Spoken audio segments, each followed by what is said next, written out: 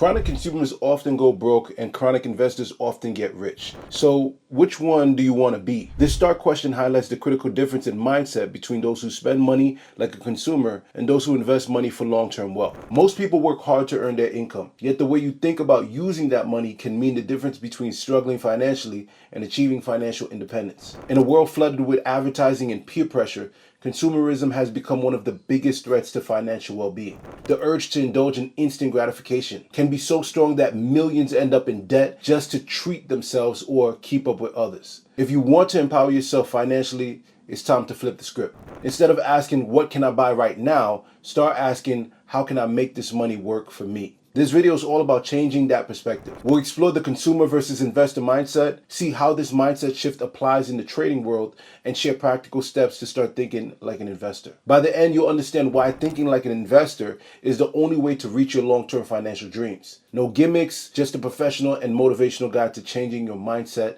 starting today. Let's first take a look at the consumer mindset. A consumer-focused mindset is all about spending, essentially living in the moment financially. When you have a consumer mentality, your money feels like it's burning a hole in your pocket. Payday arrives and you immediately think of what you can buy. A new phone, a fancy vacation, a night out celebrating. The consumer mindset is centered on consumption, not production. It pushes you to spend whenever you have money, and sometimes even when you don't, just to keep up with trends or to reward yourself after hard work. Signs of a consumer mindset are easy to spot. Do any of these sound familiar? I had a tough week. I deserve a shopping spree. Or perhaps you find yourself using credit cards for emergencies instead of having an emergency fund. Maybe you never miss a sale buying things you don't truly need just because the discount is tempting. You might also catch yourself upgrading your lifestyle every time your income rises, a phenomenon known as lifestyle creep. And a classic one, believing you don't have enough money to invest or being skeptical of investing but readily spending on non-essentials. These habits keep you in a cycle of living paycheck to paycheck. It's no surprise that living with a consumer mindset has real consequences. Money flows out just as fast as it comes in. According to a recent survey, more than half of Americans are living paycheck to paycheck,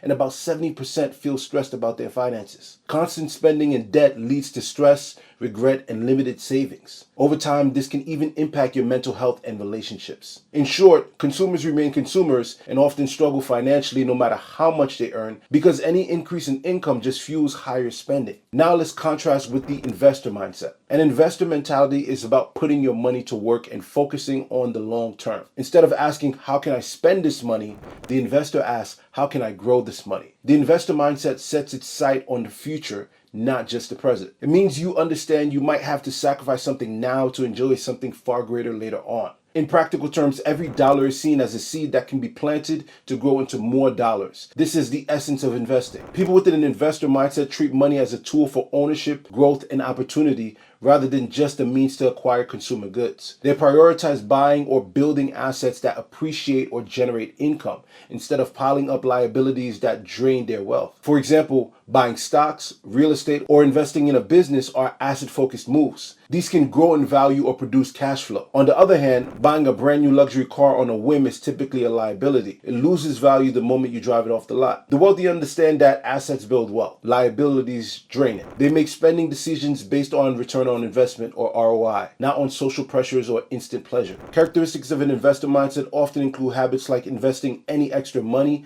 after covering basics, continuously learning new skills to increase your earning power, and maintaining an emergency fund so you're not relying on debt when life surprises you. Investor-minded people are generally averse to fads. They won't jump on every trendy stock or buy the hottest new gadget just because it's popular. Instead, they analyze long-term trends and seek ways to invest in those opportunities. They keep a close eye on their finances. In fact, investors are fully aware of all the money flowing in and out of their accounts, whereas consumers often spend without much thought. Crucially, investors pay themselves first. They set aside savings and investments before spending on discretionary items. As Warren Buffett advises, do not save what is left after spending. Instead, spend what is left after saving. Another hallmark of the investor mindset is understanding compound interest and opportunity cost. Investors think in terms of future value. If I put this $1 $1 to work, what could it be worth years from now? They realize that every time you choose to spend $1 today, you're not just losing that $1, you're also losing what that $1 could have earned if invested. Let's take a simple example. Imagine you're tempted to splurge $30,000 on a new car you don't really need. If instead you invested that $30K into the stock market, in 10 years it could grow roughly $64,000. And in 20 years it might grow to be around $140,000, assuming an 8% annual return. That's the power of compound interest at work. Perhaps the most important trait of the investor mindset is patience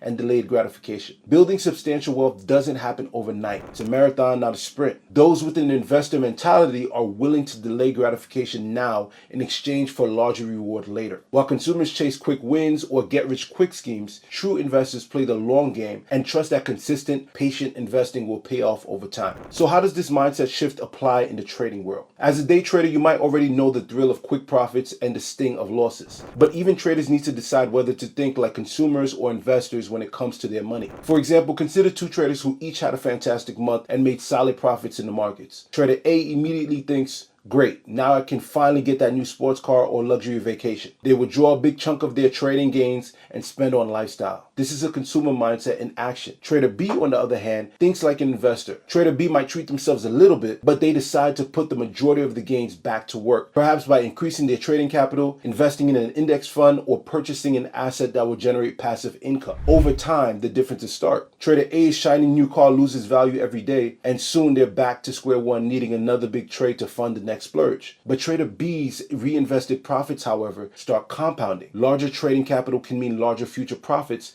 and external investments begin to snowball. In a year or two, Trader B's account has grown significantly, while Trader A might still be scraping by. Another example from the trading world is how you handle losses and gains emotionally. A consumer-minded approach might lead a trader to revenge trade after a loss, trying to quickly win back money. An investor-minded trader, however, will step back and analyze what went wrong, maybe invest time into improving their skill or adjusting their strategy, turning a setback into a learning opportunity. The investor mindset instills discipline. It's about the big picture. You're building a track record, honing a craft, and growing funds over months and years, not treating the market like a casino. By now, we've painted a clear picture. The consumer mindset keeps you financially mediocre, while the investor mindset sets you up for lasting wealth. The obvious next question is, how do you change your mindset? Here are some practical steps to help you flip the switch from thinking like a spender to thinking like an investor. Set clear financial goals. So you want to define your goals and use them as motivation to delay gratification. Consume knowledge, not products. Invest in yourself. Read, learn, and grow your skills. Track your spending and budget wisely. Tell your money where to go instead of wondering where it went. Identify and reduce spending triggers. Recognize your weaknesses and create rules to limit impulsive buying. You then want to eliminate bad debt. Focus on paying off high interest debts that drain your future wealth. You also want to pay yourself first. Automate savings and investing before you can even think about spending. Also, avoid peer pressure and FOMO. Stop keeping up with the Joneses. Choose purchases that add real value. The difference between thinking like a consumer and thinking like an investor